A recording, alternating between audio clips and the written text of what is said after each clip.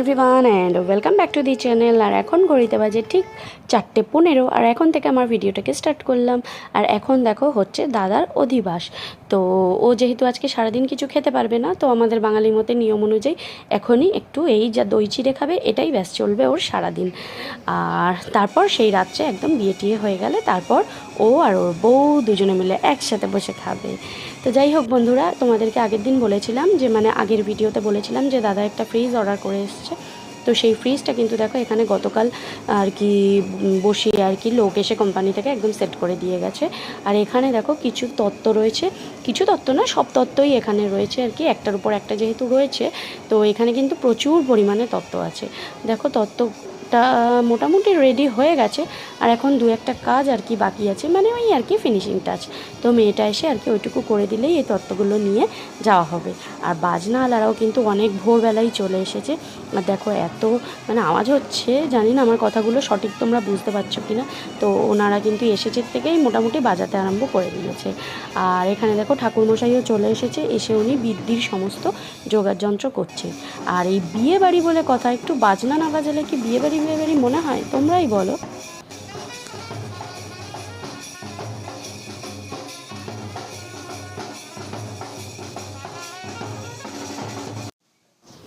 আমি না অনেক সকাল সকালই একটু স্নানটা করে নিলাম।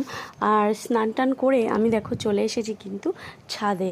অ্যাকচুয়ালি মাসিরাও এসে গেছেন, তো ওদের একটা কথা বলার ছিল, তো সেটা বলার জন্যই এসেছি।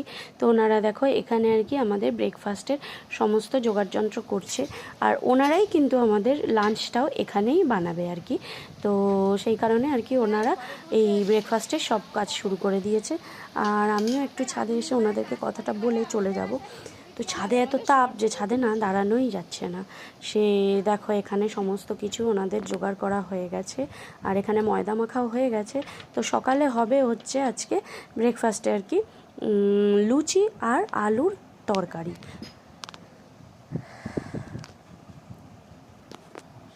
খাওয়া দাওয়াগুলো আর কি এখানেই হবে, মানে ব্রেকফাস্ট লাঞ্চ সবটাই এখানে হবে। তো সেই কারণে দেখো এখানে না ফ্যানও লাগিয়েছে, কিন্তু এতটাই গরম যে এরা ফ্যান ট্যানও সব অফ করে রেখেছে। অ্যাকচুয়ালি এখন রান্না হচ্ছে, ওনারা ফ্যান চালাতেও পারবে না। তো আমি বলেছিলাম গিয়ে একটুখানি চালিয়ে হাওয়া খেয়ে নাও। আর এদিকে দেখো বাপি চলে এসেছে দাদাকে আর কি ধুতি পরাতে। তো এখনও আর কি বিদ দিতে বসবে, তো সেই কারণে ধুতি টুতি পরে একদম হবুবর রেডি হয়ে গেছে। আর আমাকেও এখানে দেখো ঠাকুরমশাই দায়িত্ব দিয়ে দিয়েছে নৈবেদ্য সাজানোর। তো যে কাজটা নাকি আমার সবচেয়ে প্রিয়, তো ঠাকুরমশাই আমাকে দেখলাম সেই কাজটাই করতে বলেছে। আর আমি না আজকে সকালে উঠে ভেবেছিলাম আর কি মা ওদের সাথে ওই জল সইতে যাব, কিন্তু না আমার এতটাই ঘুম পাচ্ছিল, তো আমি না ওদের সঙ্গে আর না ভোরবেলায় যেতে পারিনি। ওরা অনেকটাই ভরে গেছে, তো আমি জেগে গেছিলাম, আমাকে ডেকেও ছিল, কিন্তু তারপরে আর ইচ্ছা করলো না যেতে। তো সেই কারণে আর গেলাম না। তো যাই হোক, দুপুরে তো আরেকবার যেতেই হবে জল ভরতে, তখনই যাব। আর তখন একটু আনন্দটাও বেশি হবে। তো সবাই যাবে তখন। সকালবেলা বেশি কেউ যায়নি, আমার মামি গেছিলো, মা গেছিলো, আর বোধহয় দু একজন সাথে গেছিলো। এখানে দেখো আমার কিন্তু নৈবেদ্যটা গুছিয়ে দেওয়া হয়ে গেছে। আর এখন ঠাকুরমশাই বলল একটু বরণডালাটা সুন্দর করে সাজিয়ে দিতে। তো বরণডালার জিনিসগুলো প্রথমে একটু লিস্টের সঙ্গে মিলিয়ে নিচ্ছি যে সব কিছু ঠিকঠাক আছে কি না, তারপর আর কি বরণডালাটা সাজিয়ে দেবো ওনাকে। এখন দেখো মামাকেও একটু ডেকে নিলাম আমার হাতে হাতে করার জন্য। হাতে হাতে করা কি, অ্যাকচুয়ালি না লিস্টের ভেতরে একটা জিনিস ছিল, তো সেই জিনিসটা কিছুতেই এই সরঞ্জামগুলোর মধ্যে খুঁজেই পাচ্ছিলাম না। তো সেই কারণে মামাকে একটু ডাকলাম, বললাম যে দেখো তো তুমি খুঁজে পাও নাকি। তো অনেক সময় হয় না একটা জিনিস ধরো চোখের সামনেই রয়েছে অথচ ওটাকে খুঁজেই পাচ্ছি না।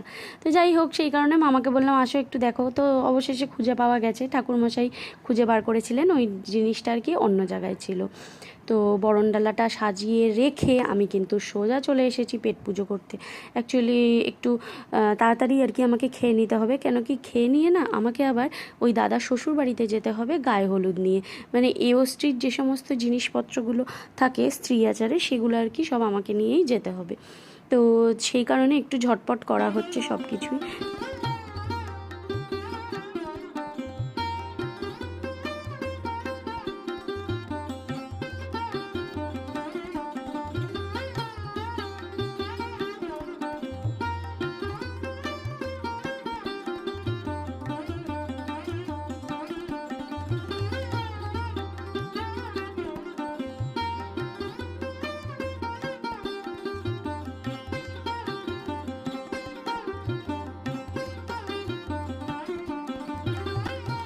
নিয়ম রক্ষা করার জন্য এখন একটুখানি হলুদ নিয়ে দাদার গায়ে ছুঁয়ে সেই হলুদটা আর কি মেয়ের বাড়িতে নিয়ে যাওয়া হবে।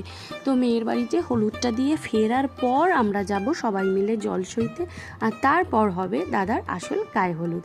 মানে এখন যেহেতু ছেলের গায়ে ছোঁয়ানো হলুদটা নিয়ে যেতে হয়, তো সেই কারণেই আর কি ওর গায়ে একটু হলুদটা ছুঁয়ে আমরা তাড়াতাড়ি করে একটু ওদের বাড়িতে পৌঁছে দেওয়ার ব্যবস্থা করব।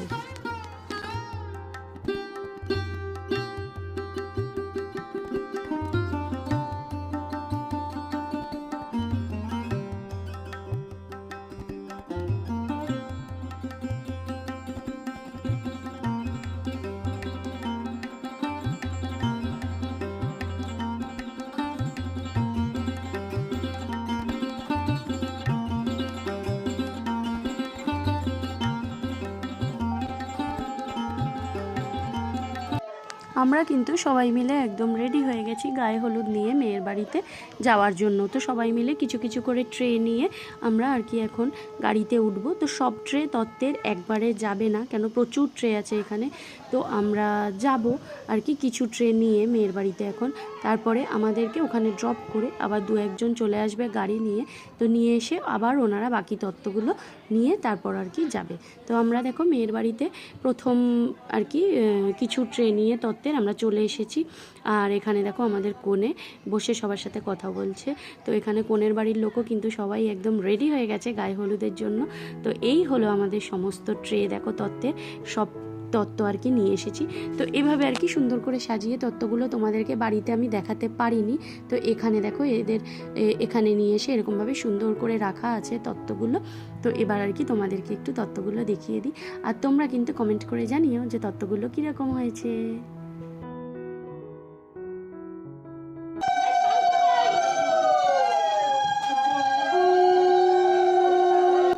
এখন মেয়ের বাড়ি থেকে যাচ্ছে এনারা সবাই জল সইতে, আর আমাদের কিন্তু এখানকার কাজ মোটামুটি হয়ে গেছে। তো এনারা আমাদের কিছু টিফিনের ব্যবস্থাও করেছিলেন। তো আমরা যেহেতু সবাই বাড়ি থেকে খেয়ে এসেছিলাম, তো এখানে এসে তেমন কেউ কিছু খায়নি, আর ওই একটু আতিথেয়তা করার জন্য হয়তো একটা মিষ্টি আমরা খেয়েছিলাম। তো এখন আমরাও বেরিয়ে যাব। তো আমরা দেখো চলে এসেছি, আর এসে এখন আমরাও যাচ্ছি জল সইতে।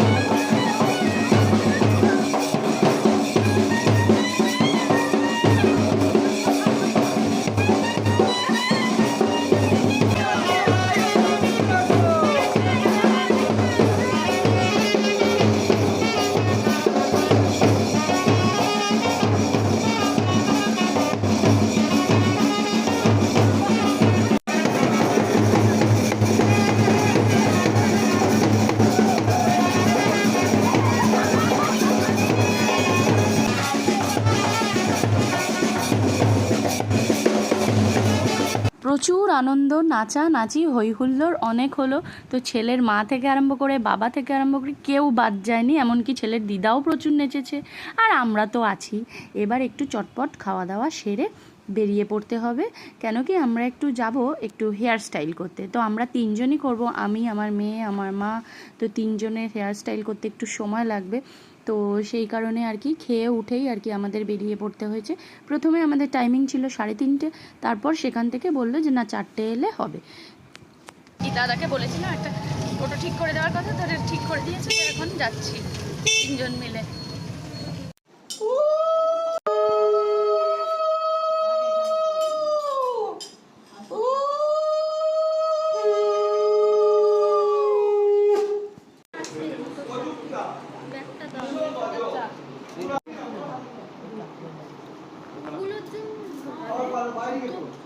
ও জুতো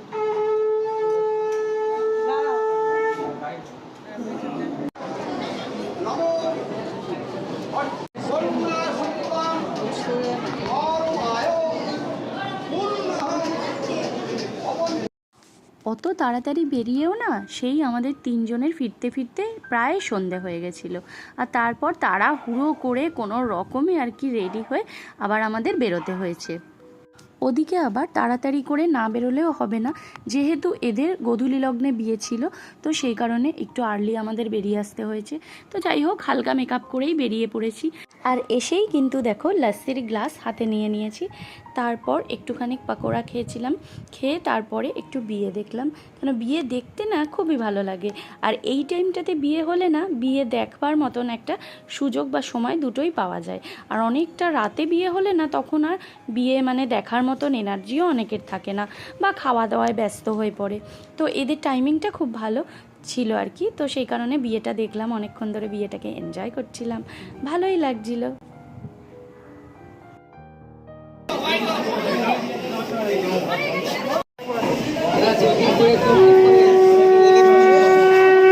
এখন ঘড়িতে প্রায় বেজে গেছে 11টা, আর আমরা কিন্তু এখন খেতে চলে এসেছি।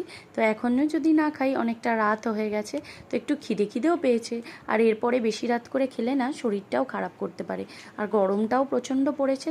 তো দেখো, তোমাদেরকে মেনু কার্ডটাই একদম দেখিয়ে দিলাম। এদের বিয়ের শেষে এখন এরা বিভিন্ন রকমের ফটোশ্যুট করছে। আর নবদম্পতির দাম্পত্য জীবন যেন সুখের হয়, এই শুভকামনা করেই আজকের ভিডিওটাকে শেষ করলাম। Bye bye.